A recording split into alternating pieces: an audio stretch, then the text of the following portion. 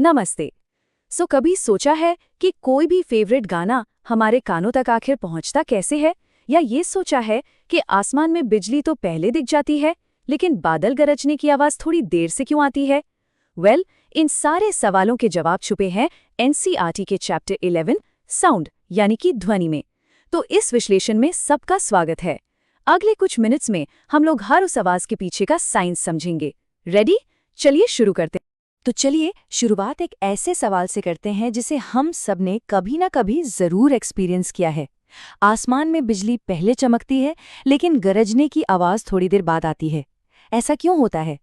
ऐसा लगता है जैसे नेचर हमसे कोई राज शेयर कर रहा हो। और इस राज का जवाब साउंड की ही एक बहुत बेसिक, बहुत ही फंडामेंटल प्रॉपर्टी में छुपा हुआ है। जवाब का सीधा सा कनेक्शन है स्पीड से। बिल्कुल। पर लाइट और साउंड की इस रेस के बारे में आगे बात करने से पहले ये समझना जरूरी है कि ये साउंड, ये ध्वनि आखिर है क्या चीज, इसकी शुरुआत होती कहाँ से है? और इसका जवाब है वाइब्रेशन, यानी कि कंपन। दुनिया में कोई भी आवाज हो, उसकी शुरुआत किसी न किसी चीज के वाइब्रेट करने यानी कंपन करने से ही होती है। सिंपल। तो एनसीईआरटी के हिसाब से डेफिनेशन क्या है? साउंड एक तरह की एनर्जी है, एक फॉर्म ऑफ एनर्जी जो वाइब्रेटिंग चीजों से पैदा होती है। जैसे सोचिए, जब गिटार की स्ट्रिंग को छेड़ा जाता है तो उस पर लगाई गई मैकेनिकल एनर्जी सीधे साउंड एनर्जी में बदल जाती है। यहाँ सबसे इंपॉर्टेंट बात जो याद रखनी है वो ये है, नो वाइब्रेशन नो साउंड। अगर कंपन नहीं तो आवाज भी नहीं। इतना सिंपल है ये। ओके, तो ये तो समझ आ गया कि वाइब्रेशन से साउंड पैदा हो गया, लेकिन गिटार की स्ट्रिंग से लेके हमारे कानों तक ये साउंड पहुंचता कैसे है? इस सफर को कैसे तय करता है? इसको ना एक जर्नी की तरह सोचिए, और हर जर्नी के लिए एक रास्ता तो चाहिए ही होता है। तो चलिए साउंड वेव के इस रास्ते को, इसके पाथ को थोड़ा एक्सप्लोर करते हैं।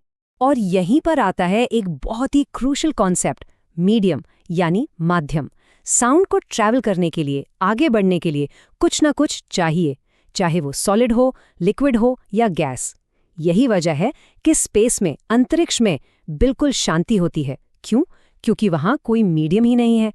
और यही प्रॉपर्टी साउंड को एक मैकेनिकल वेव बनाती है।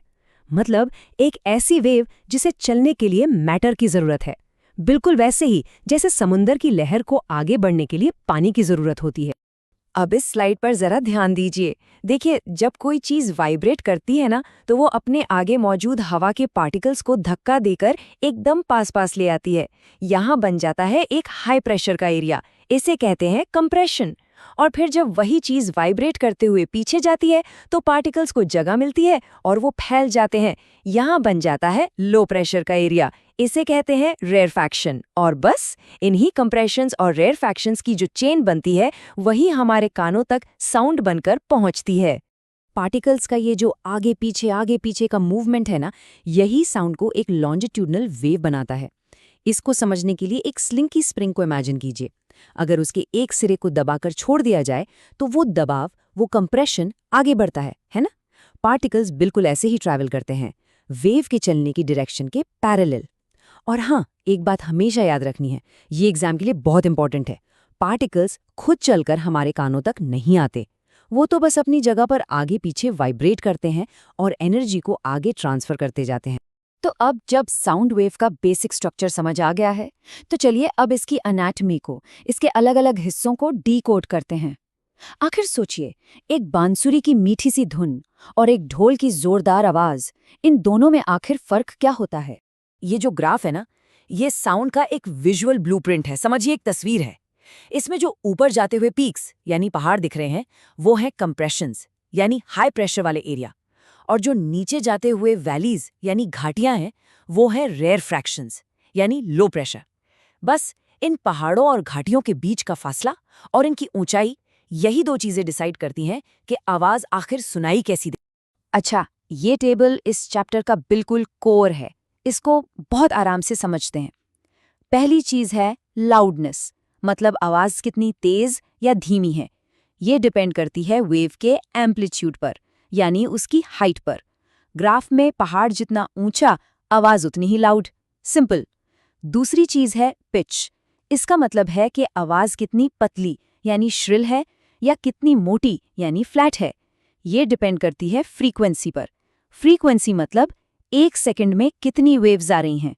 जैसे सीटी की आवाज़, उसकी फ्रीक्वेंसी बहुत हाई होती है, इसलिए उसकी पिच भी हाई यानी आवाज़ पतली होती है। और ये है इस चैप्टर का मास्टर फॉर्मूला। इसे बिल्कुल नोट कर लीजिए, हर एग्जाम के लिए बहुत ज़रूरी है। Speed equals wavelength into frequency. ये एक सिंपल सी इक्वेशन है जो एक वेव की 3 सबसे इंपॉर्टेंट प्रॉपर्टीज को आपस में जोड़ती है। इसके जरिए ये आसानी से कैलकुलेट किया जा सकता है कि अलग-अलग कंडीशंस में साउंड कितनी तेजी से ट्रैवल करेगा। ये चार्ट एकदम साफ साफ दिखा रहा है कि साउंड सबसे तेज चलता है सॉलिड्स में, उसके बाद लिक्विड्स में और सबसे धीरे गैसेस में। पर ऐसा क्यों? सिंपल सा रीजन है, सॉलिड्स में पार्टिकल्स एकदम पास बिल्कुल टाइटली पैक्ड होते हैं, इसलिए वाइब्रेशन एक पार्टिकल से दूसरे तक बहुत बहुत तेजी से ट्रांसफर हो जाता है।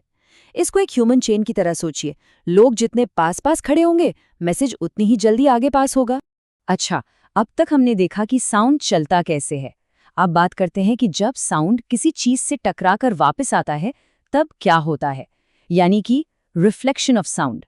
अगर कभी पहाड़ों में चिल्लाकर अपनी ही आवाज को वापस सुनने का मौका मिला हो तो वही एको है। एको यानी प्रतिध्वनि, और कुछ नहीं, बस साउंड का रिफ्लेक्शन है, बिल्कुल वैसे ही जैसे आईने से रोशनी रिफ्लेक्ट होती है। लेकिन एक साफ एको सुनने के लिए एक शर्त है, एक कंडीशन है। हमारा जो ब्रेन है वो किसी भी साउंड को सुनने के बाद लगभग 0.1 सेकंड तक उसे प्रोसेस करता रहता है। इस कॉन्सेप्ट को कहते हैं परसिस्टेंस ऑफ हियरिंग। इसलिए जो ओरिजिनल आवाज है और जो उसकी एको है, उनके बीच कम से कम 0.1 सेकंड का टाइम गैप होना ही चाहिए, तभी ब्रेन दोनों को अलग अलग पहचान पाएगा।